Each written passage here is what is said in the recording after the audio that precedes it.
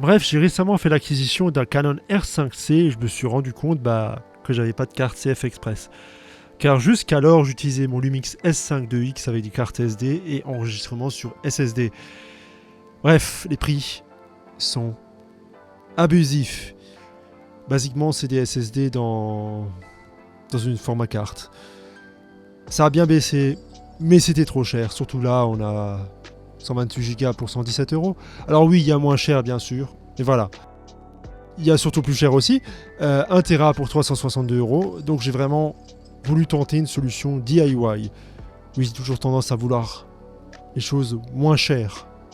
Même si, voilà, c'est pas toujours la meilleure des solutions. Bref, après 5 minutes de longue recherche, j'ai trouvé le modèle que le youtubeur mentionnait. Donc il est à 25 €. À part le fait qu'il y a d'autres options sur la page. Il ne fait pas cheap du tout, il est fait en métal, il m'a l'air bien plus qualitatif que le modèle que j'ai finalement choisi. Donc sérieusement, prenez celui-ci, à cause de la dissipation thermique. Bref, celui-là que j'ai choisi, c'est celui-là à 10 €. Enfin, à moins de 10 €. Ouais, on va dire qu'il est beaucoup plus cheap. Hein. Plastique, tout ça. Bref, ça fait cheap, mais bon, c'est celui-là que j'ai pris. Donc, nous voici au moment fatidique. Donc l'adaptateur. Donc là, les connecteurs pour CF Express et là, connecteur pour le NVMe. Et je vais utiliser un VD Black SN570. Alors celui-là est très utilisé dans les Steam Deck et autres pour ses performances et voilà, tout ça. Ça c'est le capot. Donc déjà on va tester ça. Hein. Je sais pas ce que ça va donner. Hein.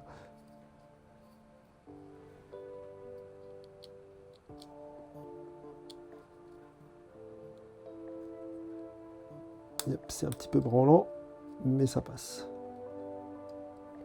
Ok. Ouais, donc si vous voyez là,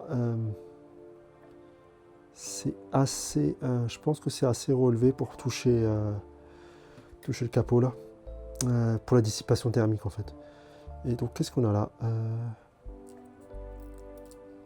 D'accord, ça colle, c'est ça? Ah oui, ça colle. Bon, on va voir ce que ça va donner. Hein. J'en sais rien. On verra. Ok, soit.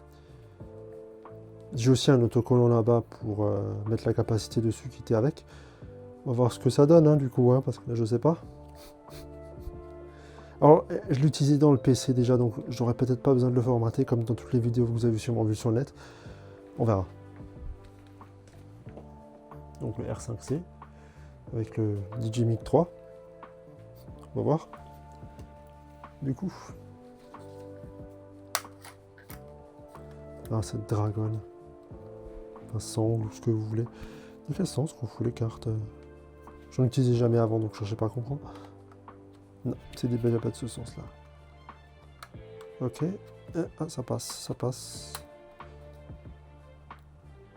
Je pense qu'il faut bien les mettre. Bon, soit. Voyons voir s'il y a carnage ou pas. Je vais aller du côté photo.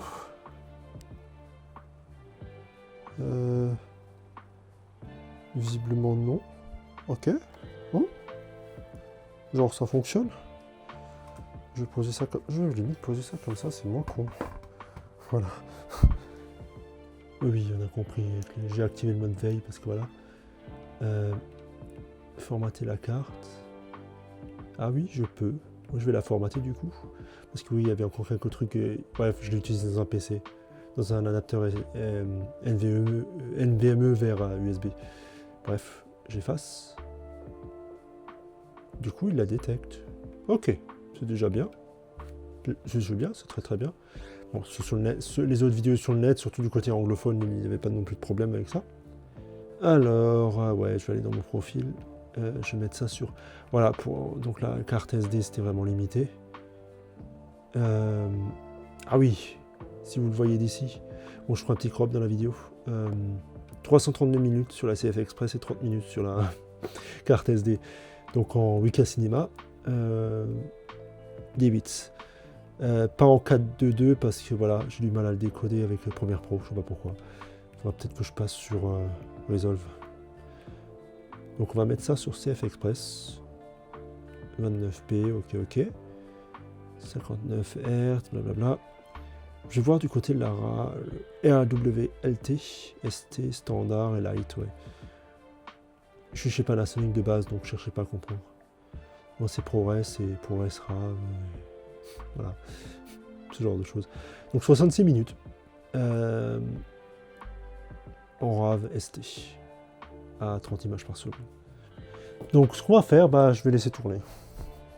Je vais pas enregistrer 66 minutes. Et voilà, je vais enregistrer genre 10 minutes. Voilà, on va voir. Du coup, ça fait 22 minutes. Et ça tourne toujours sans problème. Je vais arrêter l'enregistrement, enfin celui-là en tout cas. Et je vais tester, je vais sortir la carte et utiliser un thermomètre pas cher. Pour voir les températures un petit peu. Bref, je sens la chaleur, ça chauffe, clairement. Je vais sortir ça. C'est chaud, effectivement. Les températures. Je sais pas si je peux avoir quelque chose de précis. Hop, je pourrais pas avoir quelque chose de précis. Parce que la surface, elle est réfléchie là. C'est chaud. Mais est-ce que c'est brûlant? Non. Ce qui est franchement étonnant. Sincèrement, c'est une bonne surprise. Je vais essayer d'ouvrir le truc avant que ça refroidisse. Bon, il y a juste l'étiquette qui est partie avec, mais ça fonctionne toujours très bien. C'est pas brûlant, franchement, c'est pas brûlant. Donc la dissipation thermique est très bonne. Ce qui est étonnant. Bref, sincèrement, aucun problème au niveau de l'enregistrement. Alors oui, vous aurez toujours des problèmes de fiabilité. C'est une méthode DIY. Voilà, il y a toujours des risques d'avoir des problèmes de fiabilité. Carte qui pète, bug au niveau des connecteurs. Bref. Comme avec les cartes SD, vous risquez d'avoir des problèmes. Donc est-ce que c'est une solution fiable? Je ne sais pas. Je vais tester ça de manière prolongée, je vous dirai.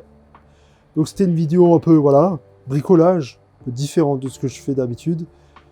Et j'espère que ça va intéresser les gens, quoi. Donc j'ai utilisé un SN770, qui est, donc comme je le redis, qui est très utilisé dans le Steam Deck et toutes les consoles gaming portables, parce qu'il est performant. Et là, j'ai pas eu de problème avec cet adaptateur à 8 €, que vous pouvez trouver sur AliExpress. Même pas besoin de mettre de lien, vous tapez simplement NVMe CF Express, vous trouverez ces adaptateurs. Donc. Voilà, c'est tout. Je ferai un retour en commentaire ou quelque chose comme ça si je trouve des problèmes de fiabilité. A plus les gens.